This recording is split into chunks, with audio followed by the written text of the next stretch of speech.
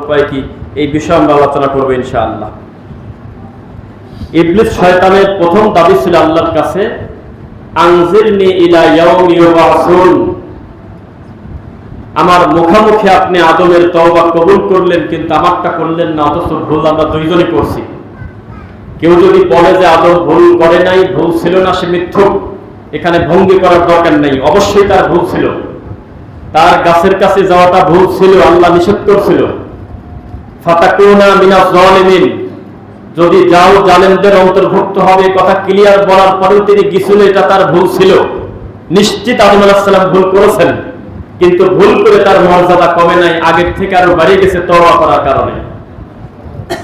আর ইবলিসও ভুল করছে। ইবলিস বলল কি, যে খলাকতাহু মিন নার ওয়া খলাকতাহু মিন তিন, আপনি আমাকে সিজদা দিতে বলতেছেন বা আনুগত্য করতে বলতেছেন, অথচ আমাকে সৃষ্টি করেছেন আপনি খাঁটি আগুন থেকে, নারিস সামুম, খাঁটি আগুন থেকে তৈরি করা হয়েছে জিন শয়তান। আর আমার চোখের সামনে আপনি মাটি থেকে তৈরি করলেন, তার কাছে আমি মাথা নত করবো, বরং আপনি একটু সিদ্ধান্ত পরিবর্তন করেন, আপনার ভুল হচ্ছে, উল্টা ওই আমাকে সিজদা দিক। নাউজুবিল্লাহ। সর্বপ্রথম এই জমিনে যে ভালো কথার উপরে কিয়াস করছে সে হলো ইবলিস শয়তান। আমাদের দেশে দেখবেন যে বহু লোক কিয়াস করে। কিয়াস কি বোঝেন? মানে জর্দাটা একটা হারাম জিনিস, সেটাকে হালাল করা যায় কিভাবে, এটার নাম হলো কিয়াস। একটা বৈঠক করে কিছু ইবলিস এক জায়গায় বসে কিছু টুপিওয়ালা দাড়িওয়ালা কর্তৃক জর্দাকে হালাল করে দিল, দিয়ে প্রকাশ্যে বলতেছে কেউ যদি জর্দাকে হারাম প্রমাণ করতে পারে 5 লক্ষ টাকা পুরস্কার দেব। দেখেছেন কেউ? দেখছেন না? জর্দার মতো একটা নিকৃষ্ট নাপাক জিনিসকে যদি কেউ হারাম প্রমাণ করতে পারে, তাহলে এই মুফতি আলেম মানুষ 5 লাখ টাকা তাকে পুরস্কার দেবে। তাহলে শয়তান কিভাবে চোখে পেশাব করতে বলেন? এর কপাল কত বড় খারাপ! এভাবেই মানুষকে শয়তান এভাবেই মানুষকে ধোঁকা দিয়ে দিন দিন তাকে নষ্ট করে দিচ্ছে। তো ইবলিসের মাথায় কিয়াস ঢুকে গেল যে আমি এই ব্যাপারে একটু কিয়াস করি, অথচ বোঝে না যে আল্লাহর অর্ডার মানাটাই এখানে বড় কথা, এখানে আদম বড় কথা না, এখানে আল্লাহর হুকুমটা মানা বড় কথা। ও বলল যে আমার ওর সৃষ্টির আগে আমার সৃষ্টি, আমি ও মাটি থেকে আর আমি হলো খাঁটি আগুন থেকে, আমার উপর থেকে ওঠা, বহু কিছু যুক্তি দিল। এর নাম হলো কিয়াস করা। আমাদের দেশে যেটা করে, কিয়াস করে আল্লাহ নবীর একটা মীমাংসিত সুন্নাহকে দাফন করে দিচ্ছেন। আল্লাহ ক্ষমা করুন, বলুন আমিন। তো ইবলিস বলল যে তাহলে আমিও ক্ষমা চাই। তখন আল্লাহ বললেন যে তোমার তওবা কবুল করা হবে না, কারণ তুমি অহংকারী। ইবলিস তখন বললেন, যেহেতু আমি তওবা করে কোনোদিন আগাতে পারবো না, তাহলে আমার একটা অবকাশ চাই, আমি আনজিরনি ইলা ইয়াউমি ইউবাসুন, আমার মৃত্যু হবে একবার শেষ দিনে, আমাকে আপনি মৃত্যু দিয়েন না সহজে, একবার শেষে মৃত্যু হবে আমার। ক্বালা ফা ইন্নাকা মিনাল মুনজারিন, আল্লাহ সঙ্গে সঙ্গে মঞ্জুর করে নিলেন। মঞ্জুর মানে কি? কবুল করে নিলেন। এই কোরআনের আয়াত কিন্তু বলতেছি, একদম সিরিয়াল করে নিয়ে আসছি স্পষ্ট ভাবে। আপনাদেরকে আমরা দলিল ভিত্তিক কতদূর পারবো জানি না, 29টা সিরিয়াল করা আছে আল্লাহ এবং শয়তানের কি কি ওয়াদা এবং কি কি ভাবে ধোঁকা দেবে আর কি কি ভাবে বাঁচবে এই ব্যাপারে ইনশাআল্লাহ। সূরা আরাফ 7 নম্বর সূরা 14 এবং 15 নম্বর আয়াত। 14 নম্বরে ইবলিস বলতেছে আমাকে অবকাশ দেন, 15 নম্বরে আল্লাহ বললেন যে আমি দিলাম, তোমার সহজে মৃত্যু হবে না, একবারে ইলা ইয়াউমি ইউবাসুন, ওঠার দিন পর্যন্ত, শেষ দিন পর্যন্ত। আচ্ছা, 2 নম্বর, শয়তান আল্লাহর কাছ থেকে চেয়ে নিলেন মিন শাররিল ওয়াসওয়াসিল খান্নাস, আমি কুমন্ত্রণা দিতে পারবো, এই সুযোগ আমাকে আপনি দিয়ে দেন। ভালো মনে করে লোকটা বাইপাইলে রওনা দিয়েছে, মাঝ পথে এসে আমি তার ইবাদতের কাজটা ভুলিয়ে দেব, অন্য চিন্তা দিয়ে দেব, কুমন্ত্রণা, আপনি আমাকে এই সুযোগ দেন। আল্লাহ সুবহানাহু ওয়া তাআলা তখন বললেন সূরা নাসের 114 নম্বর সূরার 4 নম্বর আয়াত, মিন শাররিল ওয়াসওয়াসিল খান্নাস, তোমার নাম হবে খান্নাস, আর তোমার কাছ থেকে ফালাক নাস পরে আমার আদমের ছেলে মেয়ে ক্ষমা নেবে ইনশাআল্লাহ। 15 নম্বর, এইবার বললেন আল্লাযী ইউওয়াসওয়িসু ফি সুদুরিন নাস, শয়তান আল্লাহকে বললেন যে আল্লাহ আমাকে আপনি অন্তরে ধোঁকা দেওয়ার সুযোগ দেন, আমি একেবারে ডাইরেক্ট তার অন্তর নিয়ন্ত্রণ করতে পারবো। তখন আল্লাহ সুবহানাহু ওয়া তাআলা বললেন ইন্নাকা মিনাল মুনজারিন, তোমাকে সেটাও দেওয়া হলো, তুমি একটা ব্যক্তির একবারে অন্তরের ভিতরে প্রভাব ফেলতে পারবে, এই সুযোগ তোমাকে দেওয়া হলো। 4 নম্বর, সুম্মা লা তুবায়্যিনান্নাহুম মিন বাইনি আইদিহিম, আমি আপনার আদমের ছেলে মেয়ের সামনে থেকে আসবো। সূরা আরাফ 7 নম্বর সূরার 17 নম্বর আয়াত। সামনে থেকে আসবো, মুখামুখি পাক হয়ে বিভিন্ন নতুন নতুন নামে। এখন আর ঘরে বসে সময় নষ্ট করে 4-5 এক জায়গায় বসে তাস খেলার দিন নাই, জুয়া খেলার দিন নাই, এখন মোবাইলে জুয়া খেলতেছে। বাপ শুয়ে আছে পাশে, বাপের পাশের বেডে শুয়ে ছেলে সারা রাত জুয়া খেলতেছে, বাপ ঠিকই পায় না। আমি নতুন নতুন পাপ নিয়ে তার মুখোমুখি আসব। আল্লাহ বললেন আমি তোমাকে অবকাশ দিলাম। ওয়ামিন খালফিহিম, আমি আসবো পিছন দিক থেকে, আদমের ছেলে মেয়ের পিছন দিক থেকে এসে আমি তাকে ধরে ফেলবো, তবে আমি ধরার আগ পর্যন্ত সে বুঝতে পারবে না আমি আছি কোন জায়গায়। আল্লাহ বললেন ইন্নাকা মিনাল মুনজারিন, তোমাকে সে সুযোগে দেওয়া হলো। ওয়ান আইমানিহিম, 7 নম্বর সূরা সূরা আরাফ আয়াত নম্বর 17, আমি আপনার বান্দাদের ডান দিক থেকে আসব, ডান দিক থেকে ভালো হয়ে আসবো, আমি ইবাদত নিয়ে আসবো, একেবারে পাগড়ি নিয়ে আসবো, জুব্বা নিয়ে আসবো, বিশাল বড় টুপি নিয়ে আসবো, বড় খানকা নিয়ে আসবো, জিকির নিয়ে আসবো, তাসবিহ দানা নিয়ে আসবো, ভালো ভালো জিনিস নিয়ে আসবো, আমি এসে আপনার আদমের ছেলে মেয়েকে ধোঁকা দেবো। আল্লাহ বললেন মঞ্জুর। ওয়ান শামাইলিহিম, আমি আসবো বাম দিক থেকে, পাপকে পাপের মতো করেই আমি নিয়ে আসবো। যেমন আজকে বর্তমান যেই লোকটা ইয়াবা খায়, এই লোকটা প্রথম দিন ইয়াবা দিয়ে শুরু করে নেয় নেশা। প্রথমে শুরু করছিল একটু কোন রকম পান সুপারি দিয়ে, তারপরে ওই যে কদু গাছের জানালা থেকে একটু বট কেটে, তারপরে ভাই ভাই বিড়ি দিয়ে, আকিস বিড়ি দিয়ে, এরপরে একটু সিগারেট খাইলো, তারপরে গাঁজা, এরপরে ইয়াবা, ধীরে ধীরে পর্যায়ক্রমে আসছে। একদিনে কিন্তু কেউ ইয়াবা খায় না প্রথম দিনে, তাকে ছোট থেকে শুরু করে। আদমের ছেলে মেয়ের ব্যাপারে ওয়ান শামাইলিহিম, আমি বাম দিক থেকে নতুন নতুন পাপ নিয়ে আপনার আদমের ছেলে মেয়ের সামনে আনবো, আর ওগুলো তারা ধরে ধরে নেবে, করে নাউজুবিল্লাহ। আচ্ছা, 8 নম্বর সূরা সূরা আনফাল 8 নম্বর 48, ওয়া যায়্যানা লাহুমুশ শাইতানু আমালাহুম, আল্লাহ আপনি আমাকে এই সুযোগ দেন, ইবাদত আপনিই দিবেন, ইবাদত আপনার নবী জমিনে বলবে, কিন্তু ইবাদতটা সাজাবো আমি, ইবাদতের গায়ে গয়না লাগা দেবো আমি। যায়্যিন মানে সুন্দর করা, জানেন কি এটা? যায়্যিন মানে সৌন্দর্য মণ্ডিত করা। ইবাদত আপনারই করবে, কিন্তু আমি একটু গয়না লাগায় দেব। যেমন জিকির, ওয়াযকুর রাব্বাকা ফি নাফসিক তাদাররুআন ওয়া খিফা ওয়া দুনাল জাহরি মিনাল কওলি বিল গুদুবি ওয়াল আসল। জিকির একটা ইবাদত, সেই ইবাদতের গায়ে গয়না লাগাইছে শয়তান নিজে। একটু আগে পিছে করে দিয়েছে, একটা অনুষ্ঠান বানিয়ে দিয়েছে, কিছু আগরবাতি নিয়ে আসছে, কিছু শর্মা নিয়ে আসলো, একটা কণ্ঠস্বরালা হুজুর নিয়ে আসছে, 2000 টাকা লেনদেন আছে, আগে জিলাপি চলতে এখন চলে না, খিচুড়ি প্রায় শেষের দিকে, ভালো গরু মারতে হবে, অনেক বড় কষ্ট করে। ওয়া যায়্যানা লাহুমুশ শাইতানু আমালাহুম, আমি শয়তান আমার মতো করে আমি ইবাদতটাকে সাজিয়ে আপনার দরুদকে দাফন করে মিলাদকে প্রতিষ্ঠিত করবো, যাতে ওদেরকে জাহান্নামে নেওয়া যায়। আল্লাহর এই মাটির উপরে কোনোদিন আমি এই তথ্য শুনি নাই যে দরুদে ইব্রাহিম পড়ার কারণে কোনো আলেমকে খুশি হয়ে কেউ 10টা টাকা হাদিয়া দিয়েছে, ইতিহাসে নাই। কেউ বলে নাই যে আপনার মুখে আল্লাহুম্মা সাল্লি আলা মুহাম্মদ ওয়া আলা আলি মুহাম্মদ কামা সাল্লাইতা আলা ইব্রাহিম, কোনো রস নাই, সুর নাই, কান্নাকাটি নাই, এজন্য কেউ কোনোদিন 10টা টাকা দেয় না। অথচ এর মাধ্যমে 10টা গুনাহ মাফ, 10টা মর্যাদা বৃদ্ধি এবং 10টা সম্মান আল্লাহর কাছে নতুন করে জমা হয় তার অ্যাকাউন্টে। কিন্তু যেটা শয়তান বানাইছে মিলাদ, এইটা শয়তান সাজাইছে কত সুন্দর করে, কণ্ঠস্বরালা হুজুর, 2-4 টাকা লেনদেন, একটা কোরআন খতম, সর্বনিম্ন নিজের মা বাপ মরা লাগবে, তাছাড়া তো সহজে কেউ খুশি হয় না।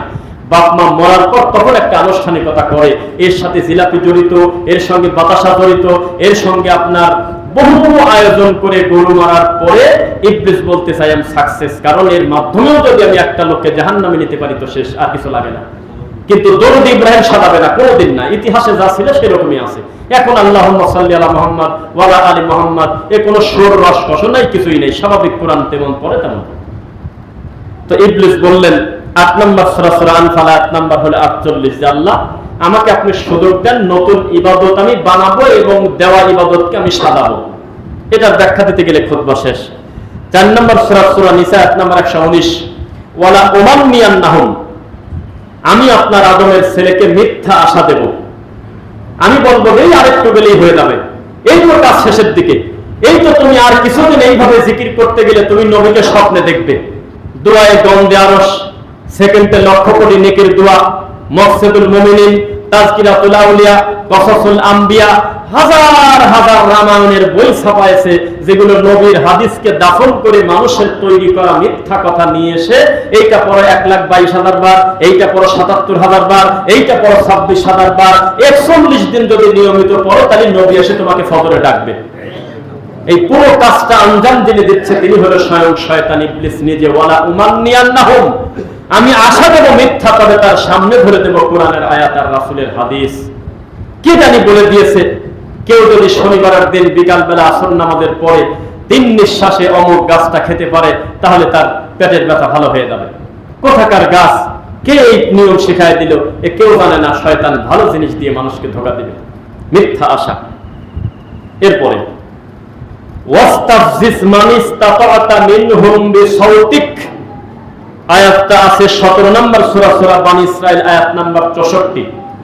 আপনার আদমের ছেলে মেয়েকে আমি কণ্ঠ দিয়ে খেলা করব। কি দিয়ে বলেন? কণ্ঠ, বিসাউতিক, গলার কণ্ঠ দিয়ে তার আমি শেষ করে দেব। পাবনা একটা জেলা, জাতীয় বিশ্ববিদ্যালয়, এডওয়ার্ড কলেজ বিশ্ববিদ্যালয়, জেমসের গান এবং ল্যাংটা মহিলার নাচ দেখার জন্য আল্লাহ দোতলা ঘরের উপরে উঠে হাজার হাজার মানুষ নাচেছে। এখন মোবাইলে দেখেন, না পেলে আমাকে ধরে রাখেন।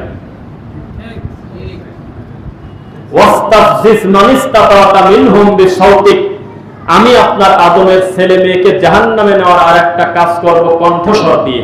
কণ্ঠের খেলা চলে না? কণ্ঠের খেলা চলে। এটা হলো আমি পাপের নাম নিছি, আর এখন নাম দেব নেকির মাধ্যমে কিভাবে মানুষকে ধোঁকা দেয়। বেদাতি হুজুরের যে গলার কণ্ঠ আর যে মিষ্টি টান, আপনি তার কাছে ভুল ধরতে গেলেই তো বিপদ।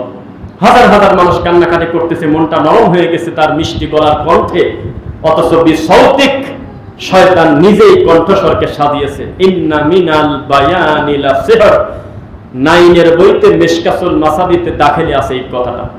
আল্লাহর নবী বললেন, কিছু কিছু মানুষের গলায় জাদু আছে, কণ্ঠে। এই নজরবন্দি করে করে তারা নিরীহ মুসলমানকে অমানুষ বানায়, মানুষ থেকে তারা অমানুষ বানিয়ে ফেলে। আজও পর্যন্ত এমন হাজার হাজার আলেম ওলামা আছে যাদের গলার মিষ্টি কণ্ঠে হাজার হাজার মানুষ তাকবীর দিচ্ছে, কিন্তু কেন দিচ্ছে তা জানে না। আল্লাহ তাআলা ক্ষমা করুন, বলুন আমিন। আমি ঘন ঘন করতেছি যাতে আমি পুরা 31 না 32টা সিরিয়ালে মোটি করতে পারি। এরপরে 11 নম্বর, ওয়াশারিকুম ফিল আমওয়াল, আমি সম্পদ নিয়ে অংশীদার বানায় দেব আরেকজনকে। নেতার কাছে গিয়ে বললেন, আমাদের এই সমাধান মোড়ের পাশে বা ব্যাপারীপাড়া মসজিদের পাশে এখানে 5 বিঘা জমি অমুক ক্ষমতার জোরে দখল করে আছে, আপনি এটা উদ্ধার করে দেন। আমার খাজনা খারিজ ওকে, আমার নকশা, দাগ নাম্বার, আমার সমস্ত কিছু ওয়ারিশ সূত্রে আমি মালিক, এটা একটু দেখে দেন। তখন নেতা বলল যে দিতে পারি, 5 বিঘার 2 বিঘা দিতে হবে আমার। তখন লোকটা বলল, বাসা থেকে বুঝে আসি। বাড়িতে গিয়ে বলার পর সবাই বলল যে তাড়াতাড়ি রাজি হয়ে দাও, এ জমি তো প্রায় চলেই গেছিল অন্যের হাতে, ও যদি 2 বিঘা নেয় তাও তো আমরা 3 বিঘা পাবো, অথচ সম্পদের মালিক সে 5 বিঘার। ওয়াশারিকুম ফিল আমওয়াল, শয়তান বলতেছে আমি একজনের সম্পদের ওয়ারিশকে আমি আরেকজনকে বানায় দেব, অথচ সামাজিক দায়িত্বশীল হিসাবে, নেতা হিসেবে এমনিতেই তার উচিত ছিল ক্ষমতা দিয়ে এই সম্পদটা দখল করে পরের হকটা তাকে বুঝে দেওয়া। আমি সম্পদ দিয়ে খেলা করব আদমের ছেলেমেয়ের সাথে। আচ্ছা, এটা আছে কোথায়? 64 নম্বর আয়াত, 17 নম্বর সূরা বানী ইসরাইল। ওয়াল আওলাদ, আমি সন্তান দিয়ে তাকে জাহান্নামে দেব। সবচাইতে বড় আদরের জিনিস হলো মানুষের সন্তান। এই সন্তানকে আমি বাপের মুখোমুখি ঠেলে দেব। বাপ ছেলের মাথায় পিটাবে, বাপ ছেলেকে রাস্তায় ধরে পিটাবে, শুধুমাত্র 200 টাকার গাঁজার টাকার কারণে। বাপ সন্তানকে পিটাবে, সন্তান বাপকে পিটাবে। আরে তুমি এত সন্তান নিতে চাচ্ছ কেন? কি খাবে? সম্পদ নাই, জমি নাই, কিছু নাই, নিজেই খেতে পারো না, আবার সন্তান নিলে নিজে চলবে কিভাবে? এই ভয়তে সন্তান নিয়েছে একটা, সেটাই গাঁদা খায়, 2 বেলা ভাত খায়, হাফ অল্প 1 বেলা। কি করবেন বলেন? এখন বিপদ। রাত দিন বাপের হাতে, সন্তানের হাতে বাপ মার খায়, মা খাচ্ছে মার। এই তো ভিডিও ভাইরাল হয় কয়েকদিন পর পর। সেদিন একটা ভিডিও দেখলাম, নামাজি বাপ নামাজ পড়ে বের হচ্ছে, ছেলে 15 মিনিট ধরে তাকে পিছন থেকে খালি থাপড়াচ্ছে আর কিলাচ্ছে, একটা না মারতে এসে। বাপ কি করবে? টাকা দাও, গাঁদা খাবো, টাকা দাও, নেশা করবো। মার কাছ থেকে চাই, দেয় না, কানের টাক ছিঁড়িয়ে নিয়ে চলে গেছে, মায়ের কানের দোল, নাকের ফুল, কি কাকে ঠেকায়? ওয়াল আওলাদ, আমি আদমের ছেলে মেয়েকে ধ্বংস করবো তার সন্তান দিয়ে, যেটা আমাদের সামনে বর্তমানে দৃশ্যমান। ফাআনসাহুম যিকরাল্লাহ, 13 নম্বর, আমি আরেকটা কাজ করব, এটা হলো ইমানদারদের জন্য। যারা ভালো মানুষ, ফাআনসাহুম যিকরাল্লাহ, আমি আপনার স্মরণ থেকে তাদেরকে ভুলায় দেব, মনে থাকবে না। গেছে একটা নেকির কাজে, কিন্তু মাঝখান থেকে আমি তাকে ঘুরায় নিয়ে আসবো। পকেটে টাকা নিয়ে আসছে, 10,000 টাকা মসজিদে দান করব, কিন্তু আমি তাকে ভুলায় দেব। নিয়ত করেছে আমি একটা ভালো কাজ করব, কিন্তু আমি তাকে ভুলায় দেব। আজকে থেকে মাত্র 3 দিন আগে সূরা আল ইমরান মুখস্থ করছে, আমি তাকে প্রায় ভুলায় দিছি এই 3 দিন না পড়ার কারণে। আমি তাকে নিয়ন্ত্রণ করে করে তাকে দুনিয়ার বাজে চিন্তা মাথায় দিয়ে তাকে আমি ভুলায় দেব। আজকে থেকে 40 বছর আগে ওই সোনা বানর গল্প শুনেছে মানুষ, কোথাকার কোন রাখালের গল্প শুনেছে, বাঘের গল্প, এখনো বানান সহ মানুষ বলে দিতে পারে, কিন্তু 40টা বছর ধরে লোকটা এখনো সূরা বাকারা মুখস্থ করতে পারে না, এখনো পর্যন্ত সূরা ফাতিহা তার ঠিক মতো হয় না। ফাআনসাহুম যিকরাল্লাহ, অন্য কিছু আমি ভুলায় দেব না, আমি আপনার স্মরণ থেকে মানুষকে ভুলায় দেব, কোরআন থেকে। আশ-শাইতানু ইয়াইদুকুমুল ফাকর, আমি আপনার আদমের ছেলে মেয়ের হাঁটু ভেঙে দেব একটা মাধ্যমে, আমি তার সামনে দাঁড় করিয়ে দেব হলো অভাব, আমি তাকে টেনশন দিয়ে দেব। বলতেছে যে তেলের সংকট, আসলে তেলের সংকট। এখন কি করা যায়? কিছু ইবলিস, কিছু অমানুষ, সে নিজে কক্ষিগত করে হাজার হাজার লিটার তেল একা একা সে তার মতো করে সে মজুত করে ফেলছে। এটা আশ্চর্য দেশে আমরা বসবাস করি। এখনই শুধু যদি একটু ঘোষণা হয় কানাকানিতে যে লবণের দাম মনে হয় একটু বাড়তি, লবণ একটু সংকট, যার লাগবে হাফ কেজি লাগে, যার 10 দিন চলে যায়, সেই লোকটা এখন 3 মণ খুঁজবে যে আমি এটাকে কিভাবে আটক করা যায়। নিমক হারাম। আমি ইয়াইদুকুমুল ফাকর, আমি তাকে অভাবের ভয় দেখাবো। যে কোনো একটা দান করতে যাবে আমি ভয় দেখাবো। তুই নিজেই তো চলতে পারিস না, দান কিসের? লোকটা আত্মীয়তা করতে যাবে, আমি সেখানে তাকে ভয় দেখাবো। তুই খাওয়াবি কি মানুষকে? লোকটা ছেলে বিয়ে দিতে যাবে, লোকটাকে বলবো অন্তত 2 লাখ টাকা খরচ আছে, ঝামেলা বাদ দাও। দুনিয়ার টেনশন তাকে আমি দেব শুধুমাত্র অভাবের। আমি তাকে ভুলায় ফেলবো। অফিস সামাই রিজকুকুম ওয়া মা তুআদুন, রুজির চাবিকাঠি আল্লাহর আসমানে, এটা জমিনে হয় না, এটা আমি তাদেরকে ভুলায় দেব। 15 নাম্বার, ওয়া ইয়া'মুরুকুম বিল ফাহশা, যত রকম ফাহেশা কাজ আছে আমি এটাকে সাজিয়ে সুন্দর করে আমি আদমের ছেলেমেয়ের সামনে পেশ করব। ফাহেশা কাজ, ফাহেশা কাজের কি শেষ আছে জমিনে? কত ফাহেশা কাজ আপনি চাচ্ছেন? হাজার হাজার নতুন নতুন ফাহেশা কাজ। 2025-এ যেগুলো ছিল না, এখন 26-এ সেগুলো আছে। 27 সালে আরো নতুন কত পাপ জমিনে আবিষ্কার হবে আল্লাহ ছাড়া কেউ জানে না। লা তাত্তাবিউ খুতুওয়াতিশ শাইতান, আদমের ছেলে মেয়েকে বলে দিয়েন আমার পথ যেন তারা অনুসরণ না করে, কারণ আমি সিরাতাল মুস্তাকিম, সোজা রাস্তার প্রত্যেক মোড়ে মোড়ে আমি দাঁড়িয়ে থাকব, কিভাবে তাদেরকে ভিন্ন রাস্তায় নেওয়া যায়। 19, ইন্না শাইতানা লাকুম আদুওয়া, শয়তান যে আমি তাদের প্রকাশ্য শত্রু, এইটা আপনার আদমের ছেলে মেয়ে ভুলে যাবে। শয়তান যে তাদের শত্রুটা ভুলে যাবে। শয়তান কাকে বলে বলেন তো? রমজান মাসে শয়তান বাধা থাকে না? জিন বাধা থাকে? জিন বলেন না, জিন কি বাধা থাকে? জিন মানুষের ক্ষতি করে না? কোলের বাচ্চাকে মাগরিবের আযানের পরে ওই টাইমে যদি কেউ বাইরে নেয়, নবী বলেছে সারা রাত বমি করবে, ওই বাচ্চার উপরে জিনের আসর হবে, হওয়াটা খুবই স্বাভাবিক। তখন ওই সারা রাত বমি করবে, কান্নাকাটি করবে, দৌড়ে গিয়ে হুজুরের কাছে চলে যাবে, তাবিজ দেবে, কবিরাজ বলবে যে এটা তো আমারই রোগ, অথচ কিছুই না। ওই বাচ্চাকে মাগরিবের আযানের সময় বাইরে এনেছে, এটাই হলো কাজ। 2, এটা ভালো মানুষ হঠাৎ করে জিনে আক্রান্ত হয়ে গেল, বুঝলো না, খবর নিয়ে দেখেন যে বিসমিল্লাহ বলে দোয়া না করে টয়লেটে ঢোকার অভ্যাস তার বাড়ির প্রায় সবার। আর প্রত্যেকটা লোকের বাড়ির পায়খানা হলো জিনদের সচিবালয়, সেখানেই তাদের মেইন কর্মকাণ্ডের আলাপ আলোচনা করা হয়, টয়লেট, এটাই হলো তাদের জায়গা। অথচ কেউ যদি দোয়া না করে টয়লেটে ঢোকে, মুহাম্মদ সাল্লাল্লাহু আলাইহি ওয়াসাল্লাম বলেছে, তাহলে তাদের ওই ল্যাংটা ছবিটা সরাসরি শয়তান দেখে এবং তাদেরকে আটক করে। 3, কেউ যদি রাসূলের পদ্ধতিতে দোয়া না করে স্ত্রী মিলন করে, তাহলে ওই সহবাসে শয়তান নিজে শরীক থাকে। এখন কিভাবে থাকেন?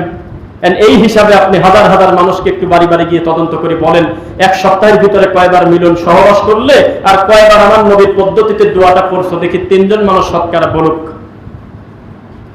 যেই সন্তান নিয়ে আপনি গর্ব করতেছেন, এই সন্তানের অর্ধেক মালিকানা তো জেনেরও হতে পারে।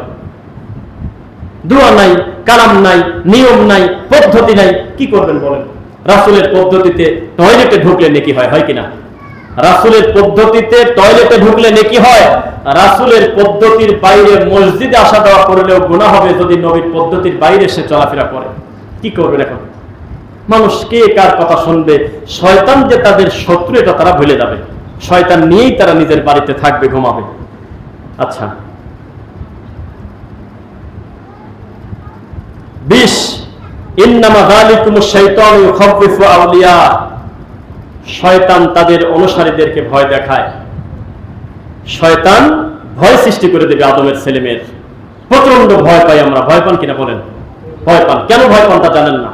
আমাদের বাড়ির পাশে একটা লোক প্রায় 20টা তাবিজ এবং হাজার হাজার টাকা খরচ করার পরে সে বুঝলো যেই ভয়তে লোকটা বিভিন্ন জায়গায় ঘোরাফেরা করছে, রাত যখন গভীর হয় তখন তার চালের উপরে বোম পড়ার মতো শব্দ হয়, বাচ্চাগুলো ভয় পেয়ে লাফিয়ে ওঠে, কঠিন ভাবে রাত যাপন করে।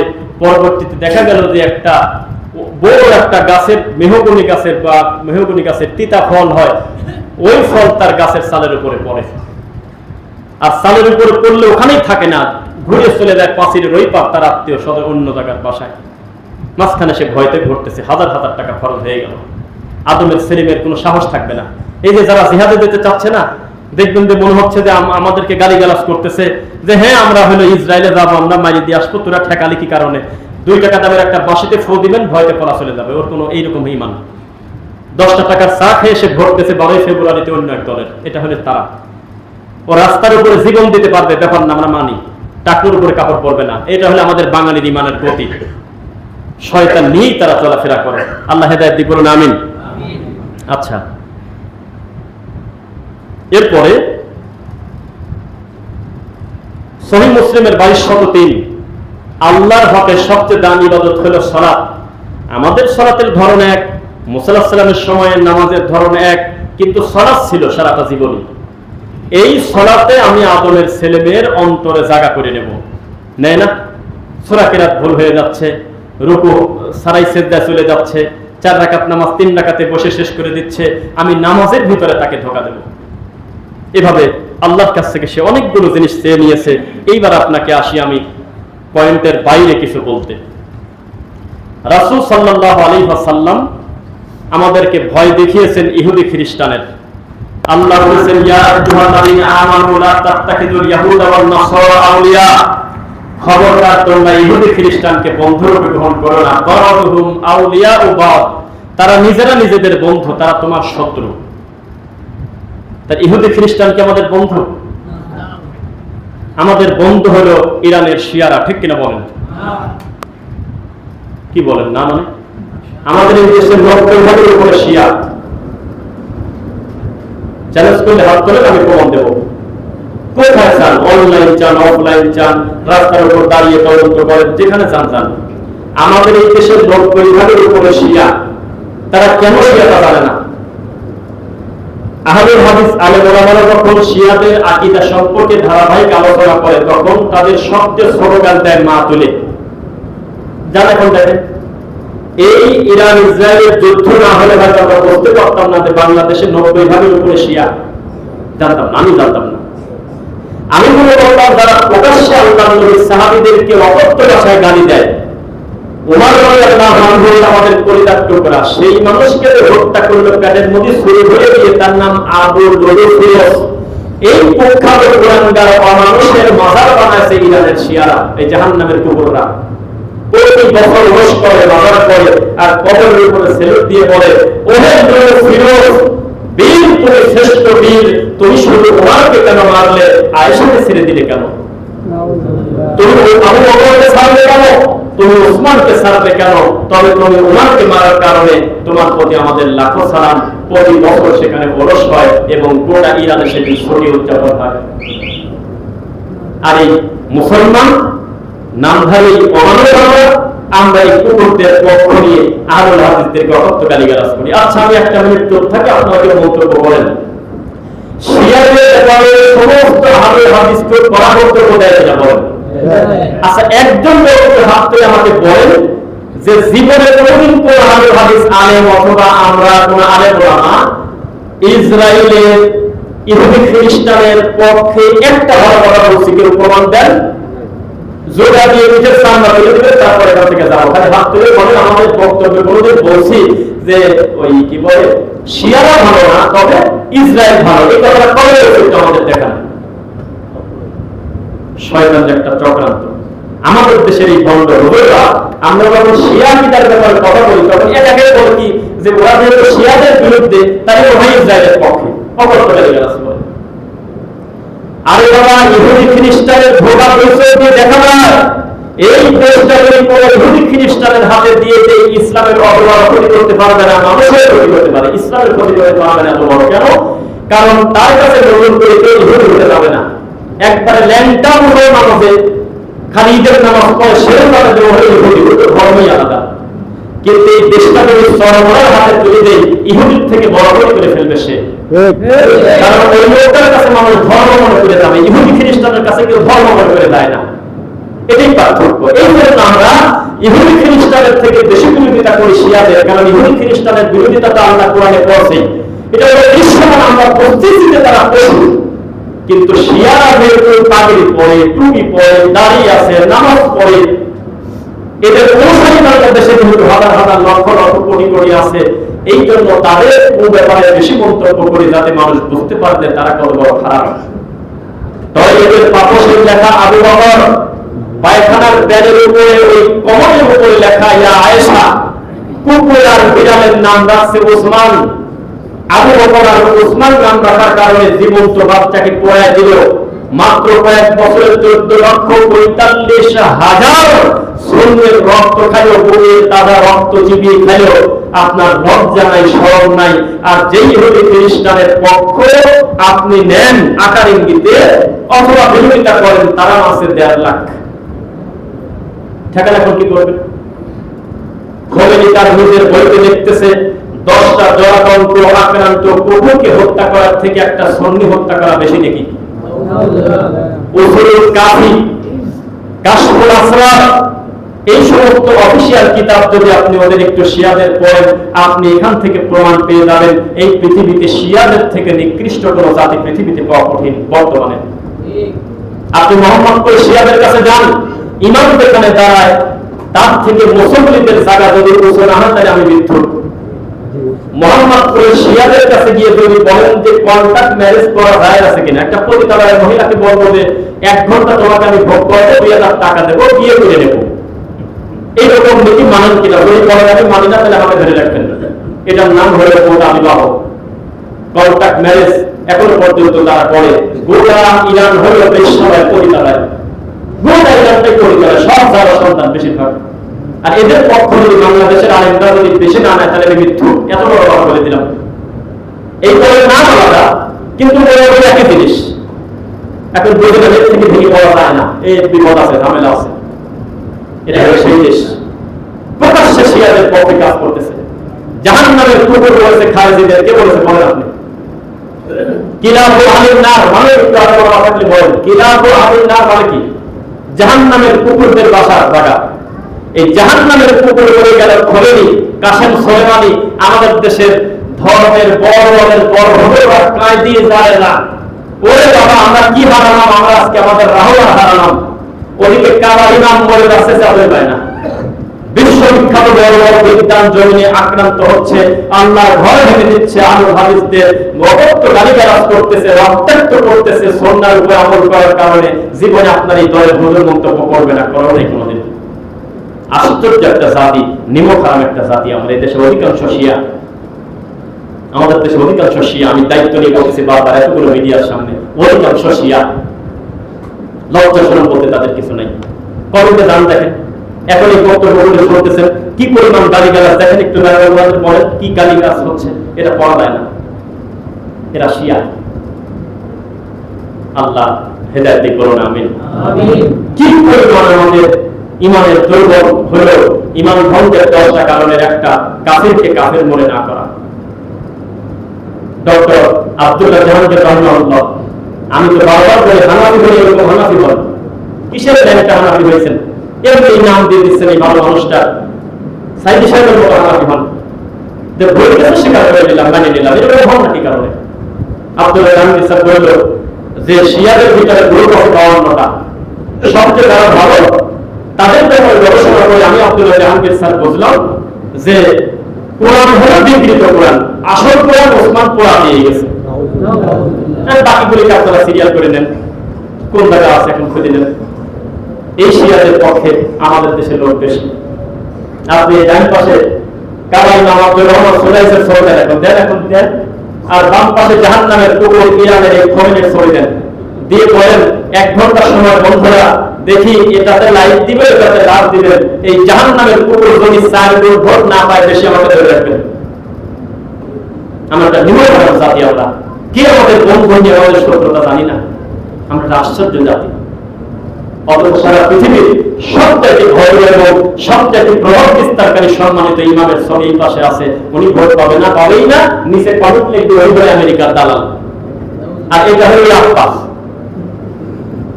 মনে রাখবেন, আপনি যে দলের নাম দিয়ে গোটা জাতিকে ইসলাম দিতে চাচ্ছেন, আমরা খবর পাইছি, জানি মূলত জিনিস একই, খালি নাম আলাদা, আপনাদের কর্মকাণ্ড প্রায় হবো একই। আপনারা সেগুলো বলছেন যে সৌদি আরবের কাছে আমাদের আর কোনো আশা ভরসা নাই, এখন যা আশা ভরসা সব আমাদের ইরানের কাছে। এটা আপনার ইমান। আমাদের বক্তব্যের প্রমাণ দেন তো কোনোদিন আমরা বলছি যে সৌদি সব কাজ সঠিক? কবে বলছি? হাত ধরে বলেন, কবে বলছি যে সৌদি মানুষ সব ভালো? কবে বলছি বলেন? আমরা বলেছি কিয়ামত একদিন হবে, অবশ্যই সেটা ভালো সময় হবে না, মানুষ পাপ করতে করতে চূড়ান্ত পর্যায়ে চলে যাবে, তখন এই জয়টা মহান আল্লাহ রাখবেন না, এই তো না। তো সব কাম ভালো, আপনি বলছি কোনোদিন? আপনি আমাদের যে গালিগালাজ করেন, তাদের কোনো অন্যায় আছে, কিন্তু একটা করার তাদের খুলে দেখেন তো দেখি পান কিনা। গোটা সৌদি আরবের একটা মরা কবরকে একটু দাফন করার পর ওরা মাজার বানায় পূজা করতেছে, একটু দেখেন, আমি 2 চোখে দেখবো। অনেক পয়সাগুলো তাদের ভিতরে আছে, মানুষ হিসেবে গ্রহণ করতেছে। কিন্তু আপনার কাছে আমার প্রশ্ন, দাজ্জাল কোথায় ধরতে পারবেন একটু বলেন? কেন? ইরানের ঘোড়া নিষেধ হওয়ার কথা ছিল, যে ভালো জায়গা ওখানে যাওয়ার দরকার নেই, আর দাজ্জাল বের হবে কোন জায়গা থেকে? সব উত্তর তো জানেন। জানি না মহান আল্লাহ তুমি বড় বড় দায়ের খবর তোমার কাছে। আমাদের জীবদ্দশায় যদি দাজ্জালকে দেখতে পারতাম, আমার ধারণা এই 90% শিয়া দ্বারা তারা দাজ্জাল সহ কবিতা নিত ইরানের শিয়াদেরকে, বলতে আমাদেরই লোক। এতে একই জিনিস, এই জাতি ফেলে এরকম। লা তালবিসুল হাক্কা বিল বাতিল ওয়া তাকতুমুল হাক্কা ওয়া আনতুম তা'লামুন। সত্য আর মিথ্যা মিশ্রণ করে মানুষকে ধোঁকা দিয়ে আজকে হাসির পাত্র করা হচ্ছে। কি পরিমাণ দেখেন, ডক্টর শহীদুল হাসান মাদানী, ডক্টর আবু বকর মোহাম্মদ জাকারিয়া, আপনি ফোন লাগাই দিবেন দেশ থেকে? দেশের এত বড় বিজ্ঞান আহলে হাদিসের বড় বড় প্রত্যেক আলেম ওলামা এই শিয়াদের ভ্রান্তি নিয়ে কথা বলতেছে, আপনি কমেন্টে যায় দেখেন কি নোংরা ভাষায় গালি দিচ্ছে এবং তাদের সই কিভাবে বিকৃত করতেছে এই টুপিয়ালা দাঁড়িয়ালারা। আপনি তখন বুঝবেন এই জাতির কপালে হেদায়েত কিভাবে আসবে। ইন্নাল্লাহা, নিশ্চয় আল্লাহ, লা ইউগাইয়িরু মা বিকওমিন হাত্তা ইউগাইয়িরু মা বিআনফুসিহিম, আল্লাহ ওই সম্প্রদায়কে কোনোদিন কল্যাণ দেয় না যে সম্প্রদায় নিজেই নিজের কল্যাণ চায় না। এই জাতি কল্যাণ চায় না।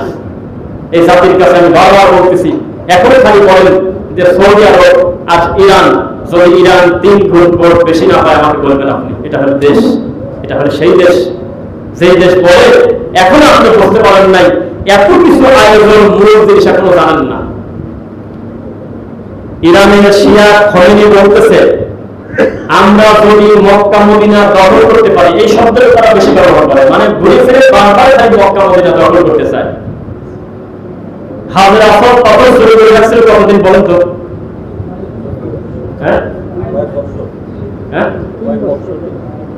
হাজরা আসদ কত শুরু করেছিল এই বাক্যার দল। এখন বলতেছে আমরা যেদিন মক্কা মদিনা দখল করতে পারবো, সেদিন মুহাম্মাদের কবরের পাশে গিয়ে বলবো, এটা কে পাশে শুয়ে আছে? বলা হবে আবু বকর। তখন আমরা চিৎকার দিয়ে বলবো, কতই না নিকৃষ্ট লোক, উঠাও, পড়িয়ে দাও। এটা কে? এটা হবে মুহাম্মাদের আর অনুসারী উমরের লাশ, উঠাও, পড়িয়ে দাও। নিজের বইতে লেখছে, পড়ে দেখেন, না হলে আমাকে ধরেন। আপনি তো দোয়া করছেন তাদের, আপনি তো তাদের জন্য দোয়া করতেছেন, মোনাজাত করতেছেন। আমি আপনাকে বারবার বলছি, এই পৃথিবীর বহু সাপ আর এক সাপকে খায়, জানেন নাকি? জানেন না? এক সাপ আর এক সাপকে খায়, এক পোক আর এক পোকাকে খায়। তো এক পোক আর এক পোকটার সাথে মারামারি আছে আপনার কি?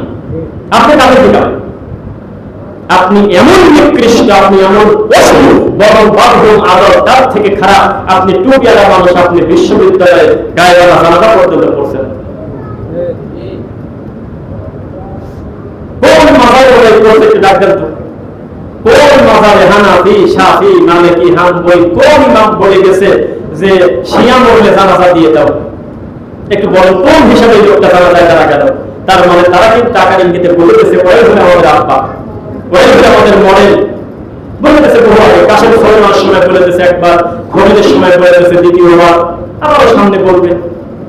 নতুন যাদের প্রধানমন্ত্রী হয় তাদের বা কেউ একজন বড় দায়িত্ব নেয়, তখন আমাদের বাংলাদেশ থেকে এই বড় টুপিওয়ালা, 3 তালা টুপিওয়ালা, কি আমার থেকে অনেক বছর, ওরা লেখে, ওরে আমাদের রাহবার, বাংলাদেশ থেকে তোমাকে জানাই স্বাগতম, ওরে আমাদের আমির।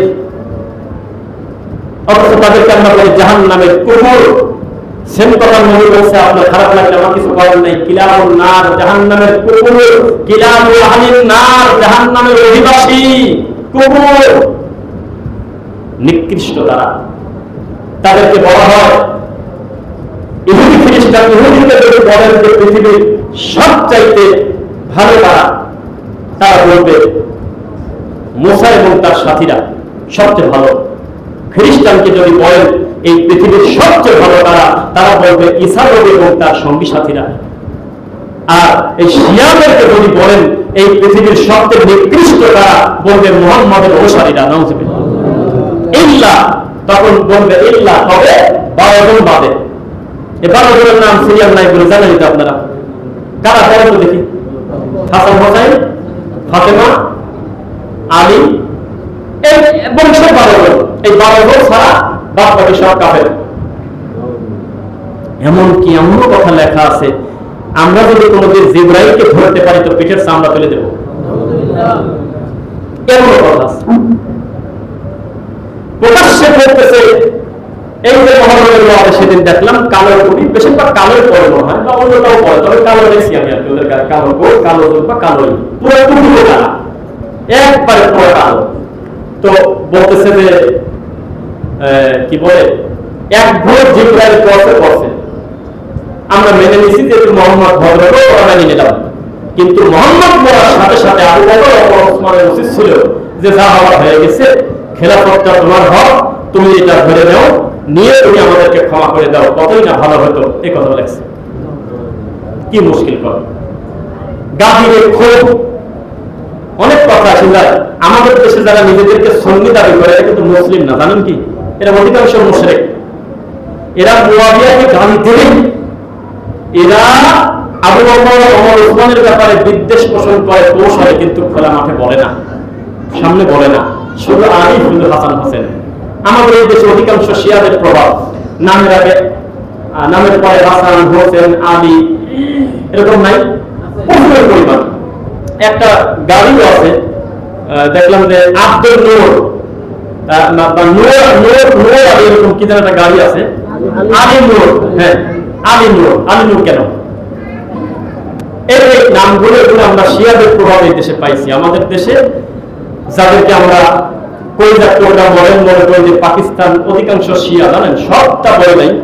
শিয়াদের জবরদস্ত বড় বড় প্রণয় কিন্তু পাকিস্তানে। মোহাম্মদ আলী জিন্নাহকে কে, এই দেশ কারা শাসন করছে এক সময়? এই দেশ শিয়ারা। যাদের জন্য কান্নাকাটি করি, যাদের জন্য মুনাজাতে চোখের পানি ফেলেন, এরা সাহাবী বিদ্বেষী, অকথ্য ভাষায় গালিগালাজ করে। কোরআন মাজিদকে নিয়ে তাদের মন্তব্য, আসল কোরআন ওসমান চুরি করে রাখছে, এটা হলো বিকৃত কোরআন।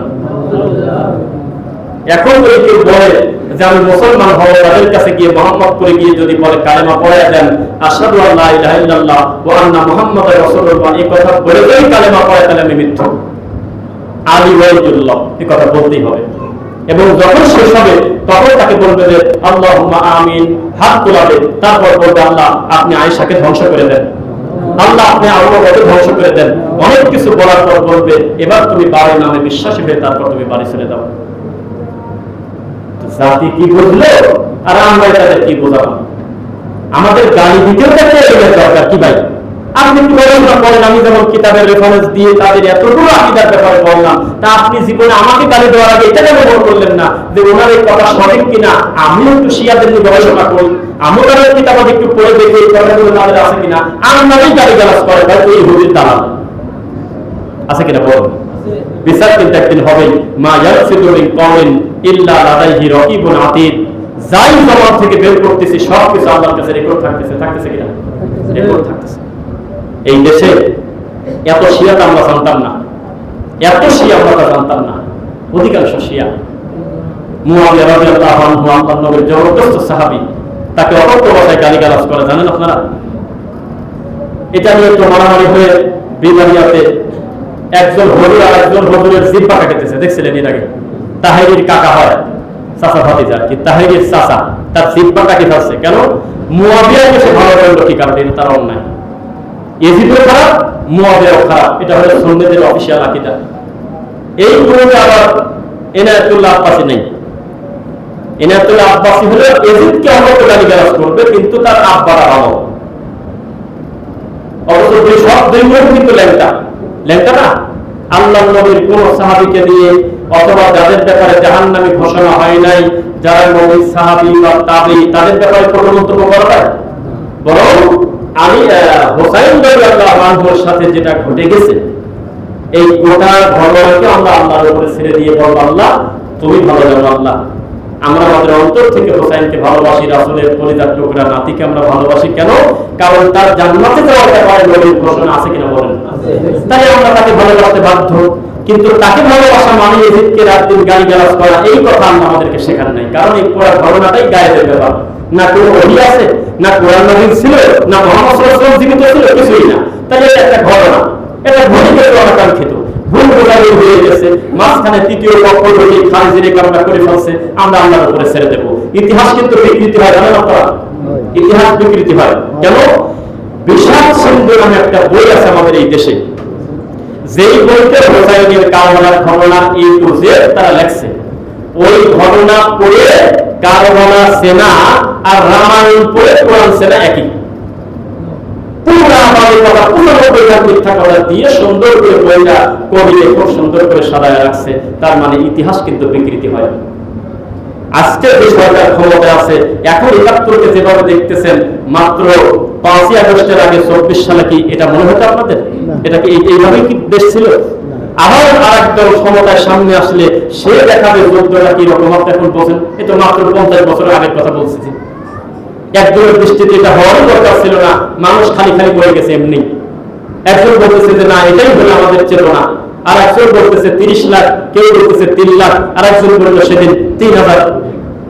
কয়েকজন দুর্ঘটনাকে বলে মাত্র ৬০ বছর আগের ঘটনা, আর আজকে থেকে ১২-১৪ বছর আগের ঘটনা। এই ঘটনা বর্ণনা করেছে শিয়া, এই ঘটনা বর্ণনা করেছে মাদার কুদারি, এই ঘটনা বর্ণনা করতেছে তাহের ল্যাংটা, এই ঘটনা বর্ণনা করতেছে হলো বিবারিয়া, এই ঘটনা বর্ণনা করতেছে বর্তমানে সিলেট, এই ঘটনা বর্ণনা করতেছে খানদান আলার নগরের খাদেম, এই ঘটনা বর্ণনা করেছে পৃথিবীর বিখ্যাত ভালো মানুষ এবং বন্ধ মানুষরাও। কার কথা মানবেন এখন বলুন? যে যার মতো করে বলে গেছে সিরিয়ালে। সুতরাং আমাদের বাঁচতে হলে আসল জায়গায় আসতে হবে, কোরআন এবং সহিহ হাদিস। খালি হাদিস বলেন না, বড় সহিহ হাদিস। কি হাদিস? সহিহ হাদিস। তরমুজ কেনার সময় ঠিকই সহিহ, একটু সাদা হয়ে নেয় না, আগেই বলতেছে যদি লাল না হয় তাহলে নেব না। তো ভিতরে ধরছে ওকে জানে, এখানে আপনি বলেন রাস্তা তাক দিয়ে তুমি ব্যবসা করতে আসলে যদি সাদা হয় তাহলে নিয়ে চলে যাবো। তার মানে এখানে তরমুজ সহিহ দরকার, মাছটা সহিহ দরকার, পটল সহিহ দরকার, সব সহি। ধর্মের ব্যাপারে আসলে সহি সব সরে, যা দেখ সবই সরে। এত সস্তা, সব ব্যাপারে আপনারা সহি। আজকে জামাও গাইতেছে সহি, আজকে স্যান্ডেলও সহি, মাথায় টুপিটাও আজকে সহি, আতরটাও নিচে সহি।